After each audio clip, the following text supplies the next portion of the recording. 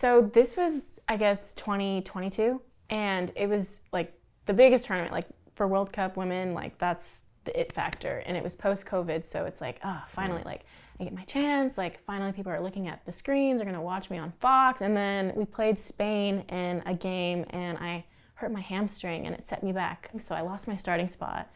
And my coach was like trying to pick me up, and I just vividly remember like crying after one of the trainings, like, dang, like I don't have it, and I need it by like tomorrow. So I was out, and it just, once you go through an injury, like you're not really entrusted with a starting spot back so soon.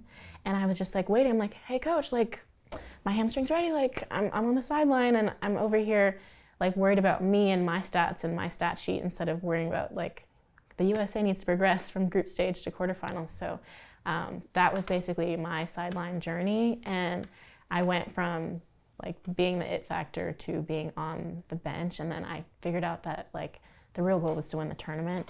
And when I was back in the game for like the last 20 minutes against Japan, I actually scored. So I was really happy that I was able to bring some energy to life, even though it wasn't the best Simone story.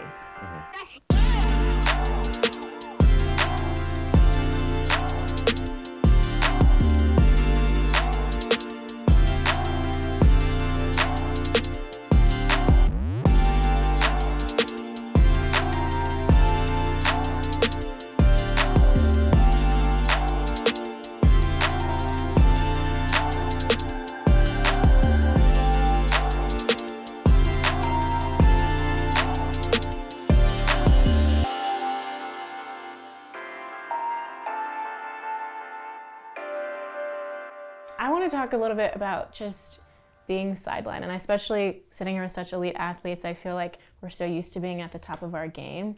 So there was a time when I was like, who'd have thought it'd be me? But like after I was done like throwing my own pity party, I was like, you know what, like I'm at the World Cup, like I'm in Costa Rica, this is insane. Like let me find a way to add value to my team, even if it's on the bench and for however long I get in, whether it's 20 minutes or whether it's 60 minutes, like how can I contribute? So I know it's so hard to like admit out loud that like we fell short in certain aspects, but there's still like ways to contribute to your team when you're sidelined. I don't know if you had a similar experience to that. Yeah, my sidelining though was more of an injury. I broke my hand and had to have surgery, so I was out all season for that. And I think for me it was like interesting, like you said, like being on the sideline, because I hadn't found myself in that position before. And what I found was like what I love most about like playing sports and all this stuff is that I can contribute with my voice and the way I carry myself and the way I talk to my teammates. And so I found that I had a really good time just cheering on my teammates and offering advice from the sideline, even though I wasn't playing in the pitch. Yeah. So you found joy in it? Yeah, I did. It was like odd. It was more like, oh, I feel like a coach almost kind of thing. Yeah. My sideline experience, I would say freshman year, being a top recruit or one of the top recruits in California, like going to college, you think everything's gonna go as planned.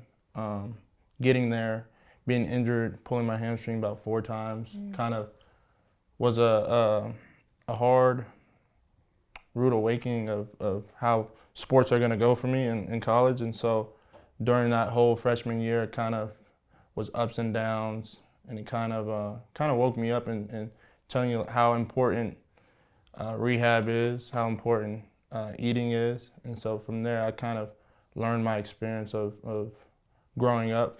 Again, like you go into college and you kind of expect, you're going to be the star player, you're going to be starting, everything's going to work out for the 4 or 5 years you're there. But I mean, like this past year, I kind of had that expectation that I'd be on the court. And then obviously as the first half of the season was going, I barely got any time in there. But I think for me, it was kind of, I kind of needed that, to kind of give me a little bit of fire in me, to kind of, work a little bit harder and make me look more internal instead of trying to, blame, the coaches for not playing me or blaming, the politics and everything. And so eventually I was able to kind of get out of, being on the bench, and I was able to finally play. But I think I did need that, and I kind of carried that fire with me to to the point where, you know, I didn't want to have to be benched to, you know, go my hardest during practice or go my hardest during the games. But to be able to kind of keep that fire, keep that drive for, you know, even when I am starting or I'm seeing the court a lot, to always kind of keep that motivation with me. Yeah, for me, I had like a unique injury experience because I got hurt before the season, before my sophomore year. But it was an injury that they told me I could play on. And I had never been injured up until that point, so I was just like not gonna accept like not playing. So I decided to try to play on it. And then our season starts like around October, November. And in December, like it was a game where I had my career high, I ended up tearing it more, but I had already passed the threshold of redshirting. So I was like, well, I already burned the year, like I'm just gonna try to play. And then just the next couple months, like seeing my performance start to decline, like what I was able to do physically. And then I started playing a little bit less, which I had never experienced. Like I played a lot as a freshman, like my whole life. And then as that started to go down, my playing time started to go down. I wasn't as good as I was before because I couldn't move the same way and my knee kept giving out on me. And then towards the end of that year, just finally getting to a breaking point of like actually accepting like, okay, I can't play anymore. Like I have to choose my mental health, my physical health. And then taking that step back, I think I missed the last like 3 weeks of the season, which isn't a lot, but I was just so much happier on the bench. Like just not, because it got to a point where basketball was like miserable for me every game. Like I just didn't enjoy it anymore. I couldn't play the way I used to. So I think for me, taking that step back and just like being able to be human and like just enjoy being a good teammate and like being on the bench and contributing in ways that aren't on the court kind of changed my life in the way that I viewed like basketball, and then had the surgery and just had a whole new perspective like when I came back from that injury.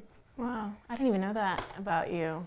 And what I found like interesting about both of your guys' stories, it's like you guys looked internally and like found a way to like get out of it, and then look at it like, oh, like I'm better off for it. And like I love what you said about the fire that it awakened in you. Like a lot of times I feel like we look externally for someone to like fix our problem, and it's so easy to fall into the blame game. Trust me, I've done it. Yeah. But it's just, I like how now I'm seeing you and I'm like, the star. But like I would have never known that you like went through that too. So yeah, I think for me that was just like the first time I didn't look at myself as just a basketball player. Like up until that point, like that was my entire identity. And then like once that was taken away from me, like stepping back and being like, if I never play basketball again, like I'm still Talia, and just like looking in the mirror and figuring that out, I think just changed my whole perspective on sports and life. wow. And I think that's the unique thing about Sidelined. Like a lot of people look at Sidelined like a negative look, you know, like some people, like you said, motivation. Like knowing that, okay, I'm off the sideline and I'm never gonna go back to sideline. I wanna stay on the court as long as possible. So I think you can also look at it as a positive way too. Yeah, it like forces you to take a step back and like reassess like your feelings and like your position and what you can do differently. Quick round, what are you most grateful for? I'd say I'd be grateful for my family. I think I'm grateful for my health and the health of my loved ones.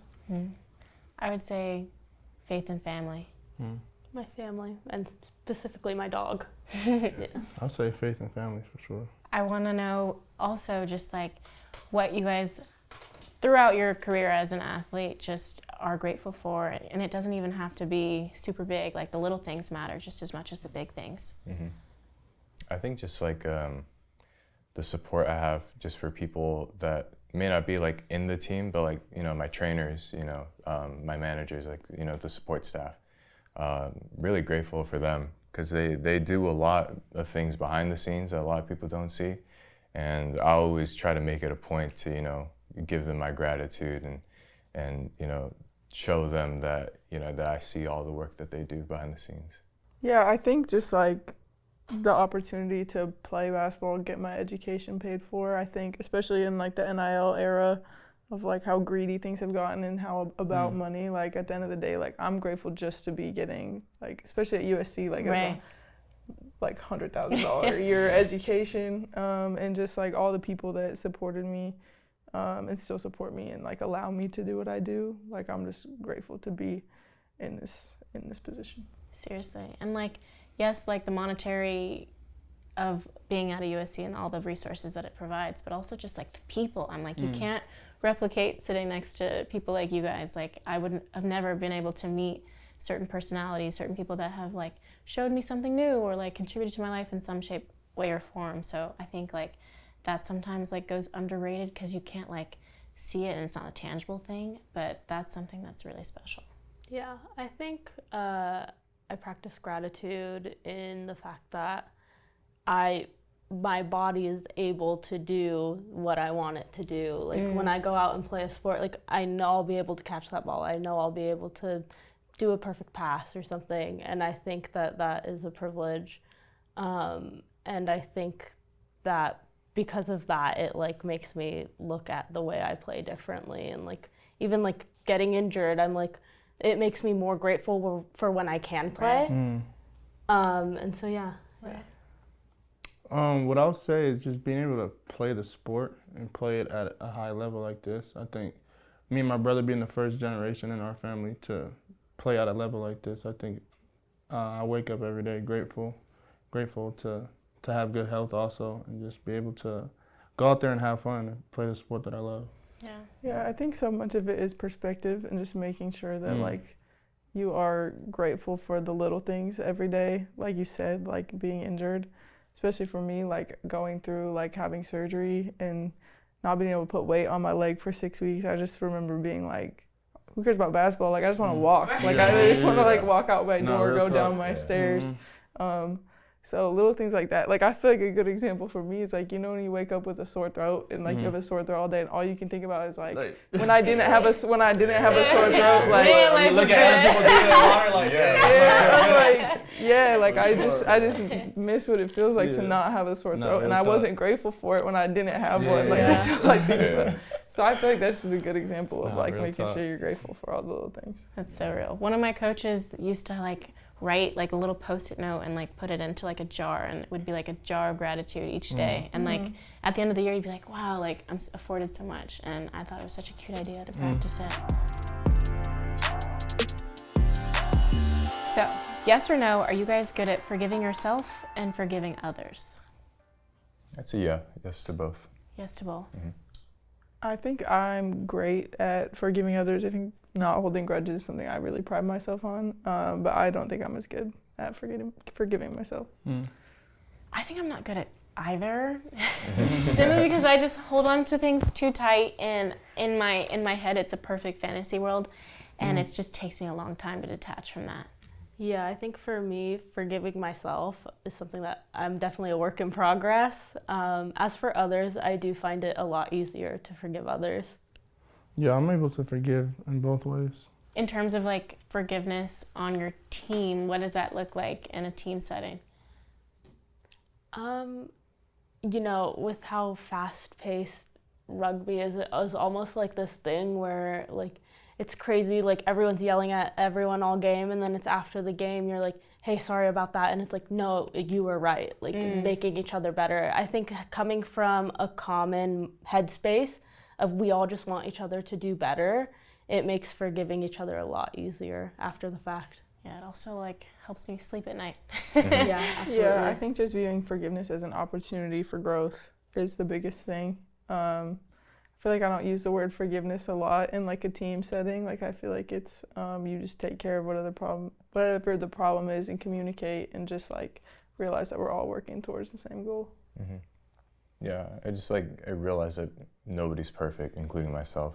And I think that's where like the forgiveness gets a little bit easier, and that, you know, like even I've made plenty of mistakes and the same mistakes that maybe my teammates have made. So it's hard for me to really hold on to that when I know that. Yeah.